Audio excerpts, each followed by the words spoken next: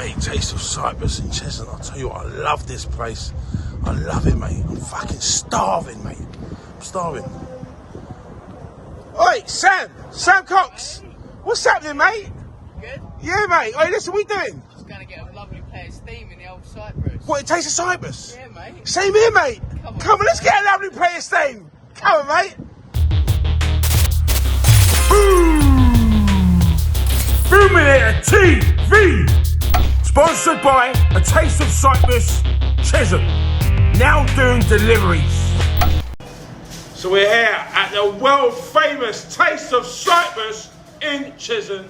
Listen right here, if you've got a chance, make sure you get down there right here. Today I got a lovely lamb sulna on order, roast potatoes, and I think I'm gonna try the sea bass. What do you get? Well, I'm being good, so I'm having a diet, so I'm going to go tuna salad. Tuna salad? No, I'm lying. I'm You getting got- a mixed kebab. I thought you said mixed kebab. So how you doing, mate? This is Sam Cox, promising young boxer. I come to one of your fights live. You've got a very big support, I've got to say. Cheers, mate. Thank you. Yeah, you're from Islington, yeah? Yeah. Arsenal fan? Yeah, of course we are. Yeah. Listen, you've got to be an Arsenal fan coming from Caledonia Road, mate. Yeah, mate. I live on the doorstep there, so yeah, no, it's good. Yeah. So how did you get into boxing if people don't know? I started off when I was about 6. Yeah. I come from a big boxing family. Both my mum and my dad's side both boxed. My dad was an Olympic qualified referee. You know, my mum's side, my uncles and my cousins all boxed for England and stuff like that. So yeah, we're from an East London family, so it's like a tradition. Do you know what I mean? We're out of Bethnal Green and Stepney, so Yeah. Wrexham Club was always in our family, and that's where it kind of started, really. Yeah. Because I mean, the first time I met you was down in West Ham, wasn't it? Down in West Ham, yeah, that's where I'm based now, and where I've been based for the last 10 years. Yeah. And obviously, and you read. I came down and you was at York Hall. Yeah. But then, a couple of months later, you had a massive fight down in O2. O2, You was on a big card. Yeah, no, it was good. It's nice, especially when you go from like. Don't get me wrong, I love York Hall. I don't think you get a better atmosphere. Yeah. You get a better place to box. And like with my family, like saying they're all from Bethnal Green. Yeah. It's like the mecca of boxing. It's the mecca. That's where boxing was first, Yeah. sort of invented, sort But of like thing. the O2 was like something else. Yeah. It was unbelievable. I was actually supposed to be boxing there on the 28th of March, but obviously due to Corona, we're sitting in Taste of Cyprus talking shit. Well, it ain't shit. It's not, it's good shit we're talking about. Yeah. We do talk shit sometimes, but this is good shit. But listen. We're gonna eat some good shit. Oh, mate. Hey, listen, when I spoke to you, I said to you, we're going to meet in Taste Cyprus. You guys, I know that place. Yeah, mate, I was buzzing.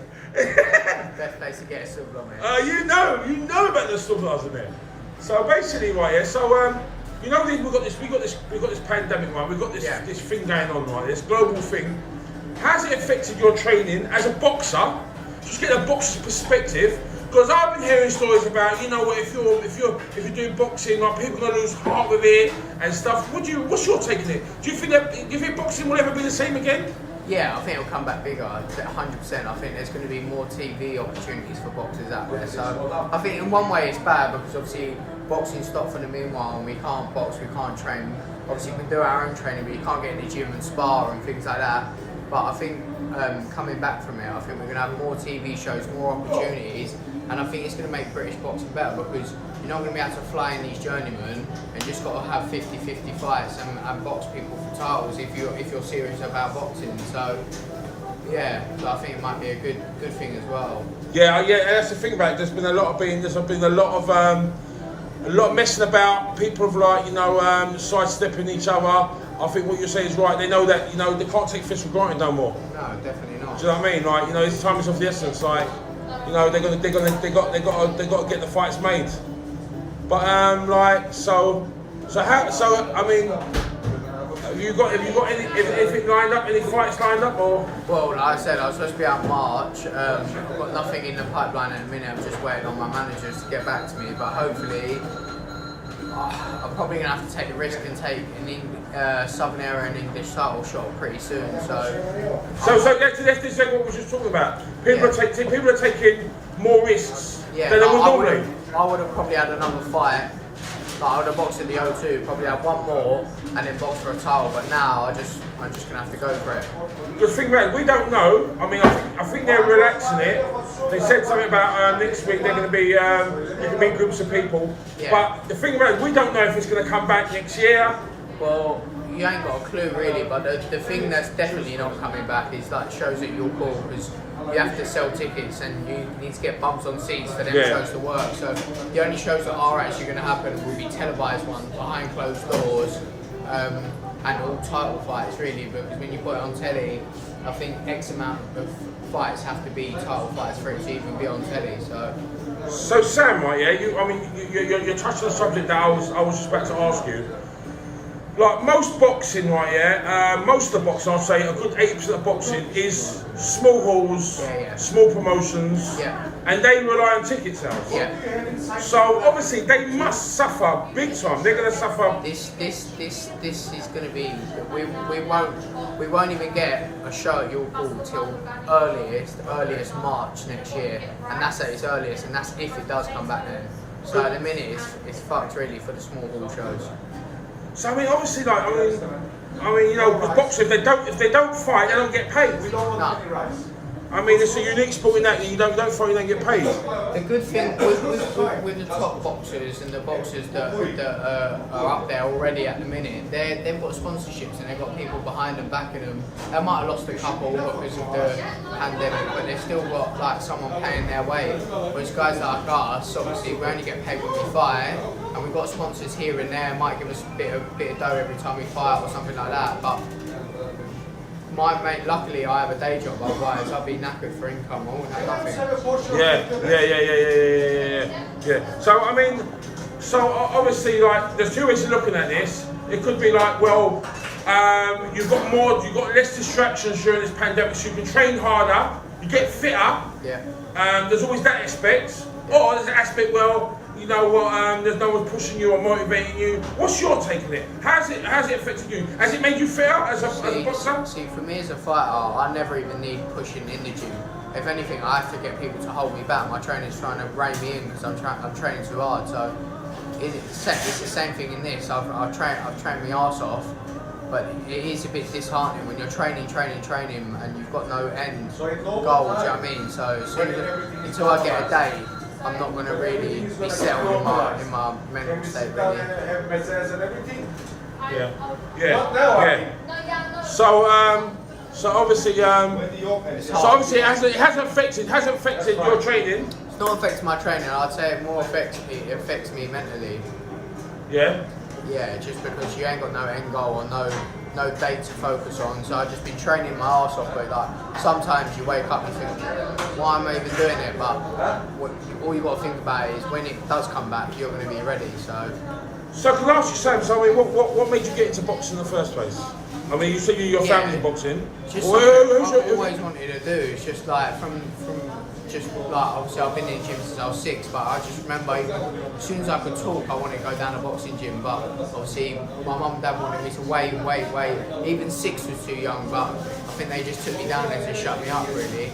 Who's your like major influences? I mean, who's like your favourite fighter, past and present? I haven't really got a favourite fighter because I love boxing, so I love all boxing. But when I was a kid, when I was an amateur, the person I used to look up to a lot, and I didn't really watch professional boxing, so as an amateur, as a kid, the person I used to look up to a lot was Amir Khan.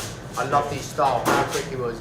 I honestly think he's one of the best boxers to ever put a pair of gloves on. It's just a shame he hasn't got a chin, and that's not his fault. Do you know what I mean? You can't build or train that.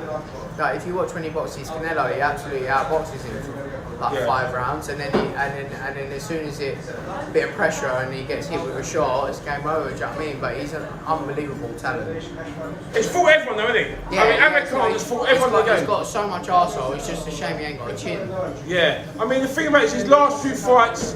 There's been a lot of speculation that he's just doing it for the paycheck. Yeah, I think for me, if if I was in his shoes. I know obviously I'm not being offered the money that he's being offered, do you know what I mean? But I think maybe just hang your gloves up. He's done so well in the sport anyway. Yeah. Yeah, just the fact that, I mean, you know what, I mean, if he has done his last couple of fights in his cashing out, he deserves it anyway, because at the end of the day, he's been with the best. And, you know. He's never ducked anyone. He's never ducked anyone, he's always fought the best. He fought Canelo, he's fought. I think personally he hasn't really fought Mayweather. Yeah, but he wanted Mayweather. He wanted Mayweather. Yeah, well, everybody wanted Mayweather. Yeah, but I think he would have given him, at this time that he was asking for it, I think he would have gave him some troubles because his hand speed second to none. Do you know it was fast, wasn't it? Mayweather was fast. I mean, knocking people out left, right, and centre. Do you know what I mean? But I still think Mayweather would have beat him, but it would have caused him some problems. Yeah, definitely. So and also, Amir Khan was the only person. I'd like him to get his fighting with Brook as well. Yeah. How do you feel about that? For me, it's gone on so long now. I'm like bored of it. Like they're both at the end of their career. It would have been great in their prime. Now it don't really interest me. Well, that's what I'm saying. Like, look, things like that, things like those sort of matchups, right? Yeah. Where time is not a luxury no more. No. Do you know what I mean? Like, that's what I'm saying. Like, that's where these fights are going to happen now. They've got to happen now. They've got to happen after this lockdown. They've got to say, all right, let's get it on. Because it's never going to happen otherwise. No. So maybe it might, in a way, it might be a good thing. It's going to push some. It will push some good fights because it will be a lot of domestic fights because there's not going to be a lot of flying people in and obviously, like, say for example, you've got a show on, even if it's behind closed doors. You can't fly someone in and leave them in quarantine for 2 weeks because they're not going to be able to train in quarantine. So it's going to be a lot of British dust up. So that would be great. And you got the football. Coming back on the June the 7th. Yeah, for me, listen, I'm a big Arsenal fan. I love the game. I love the sport. But for me, they should have just finished the season. I think they should have finished it. I think obviously Liverpool run away with it and. The games that they played up until now, obviously they've won the league, and if they couldn't play the rest of their games, then I think they should have handed them the league. But obviously we're going to play it now, so we'll see what wins. Do you know what the fact of the matter is? The way they're probably seeing it as well, they might as well play them out behind closed doors. Liverpool's going to win it anyway. They can't catch Liverpool. Yeah. I mean, you've still got lots to play for. You've got the FA Cups, and also you've got the Champions League places. Yeah. So I think it's just academic for the Liverpool. I mean, like, how do you feel about Arsenal coming back against Man City on the first game back? I think we're going to be absolutely stuffed, and it's hard for me to say. Listen, I love Arsenal species, but I think we've got to wipe this season again clear, come back next year with a different mindset, and hopefully different mindset in the players. I think a lot of them, they're a lot better under Arteta, but I just think we've got some people there that are just there, just getting paid and not really playing for the club. And Deadwood. Don't even know what the club means, you know what I mean? And yeah. So obviously we've got a rich history and we've had some great players and we've had some players that really love that club. But at the minute, I think there's probably a handful of players that are playing for us, you know what I mean? So do you think Arteta? What's your verdict? I think give him time. I think what he's done so far is good, but I think you've always got to build that respect in the players as well, because obviously he's come from like nowhere, and obviously he was Pep's number 2, but he's never managed before. So some players, because they've got this chip on their shoulder and they're earning so much money, they think they're the governor. Do you know what I mean? So I think once he builds a bit of respect and rapport in the game itself, brings in new players, I think it'll be alright. Yeah. I don't think he's the answer, but I think it'll be alright. Yeah. I mean, mathematically possible to still get top 4. Are we really? Yes. I mean, like, it's possible. I can't see it happening. It's a big Arsenal. And to be honest, I don't really want it for the club. So I think if we get into something like that, I think we're going to struggle even more. Do you know what I mean? So to be honest with you, if we should get to Champions League football, what's the point of getting into it? We're not going to do any good. You're not going to. We're not ready. But we've got a chance. You know what I mean? And Aubameyang might be leaving.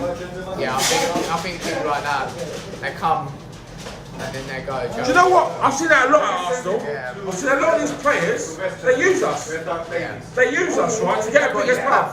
He's got his platform. He's got his platform. He's got his stage. Yeah, I've seen it quite a lot now. And I mean, look, That's the sad thing about the sport, really, isn't it? Yeah, Arsenal's like, we've become now a selling club now.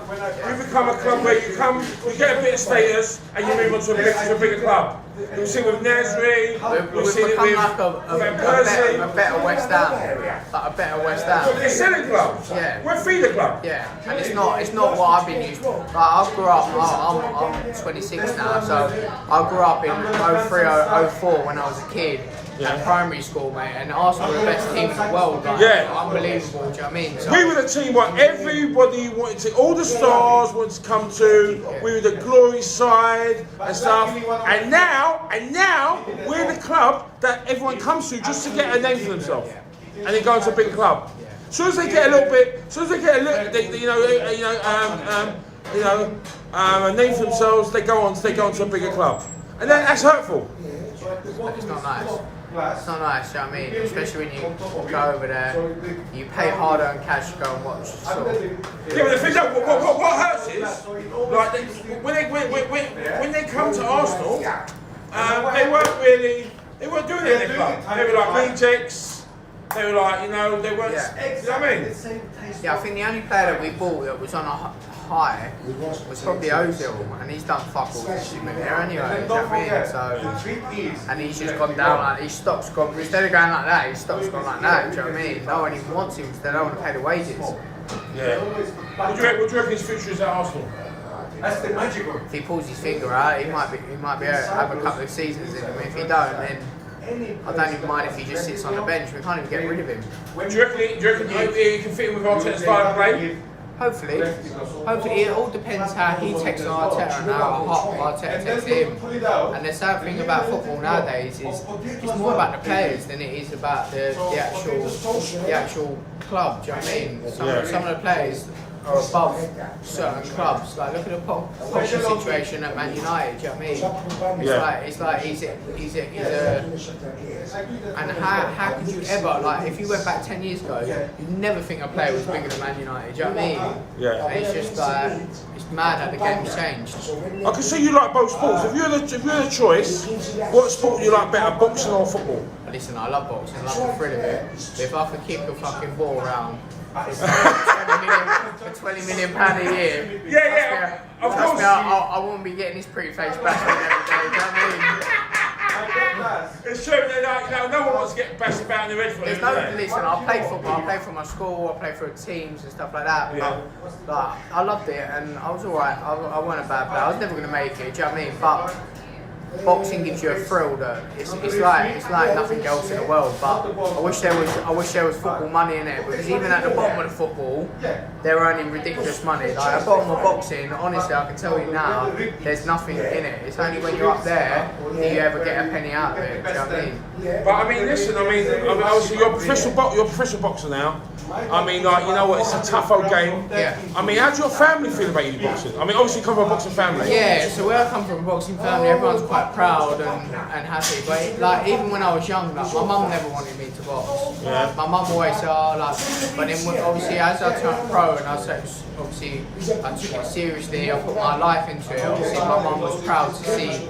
Like, if I'd done anything, if I was a dustbin man and I put my 150% into it, my mum would be proud. Do you know what I mean? So but yeah, no, like all my other family are really proud. My mum and my nan never ever come to one of my fights. She wouldn't watch it, but she'd phone me up just before, like, wish me luck, and I'd even try and give her the videos to watch. She wouldn't watch them.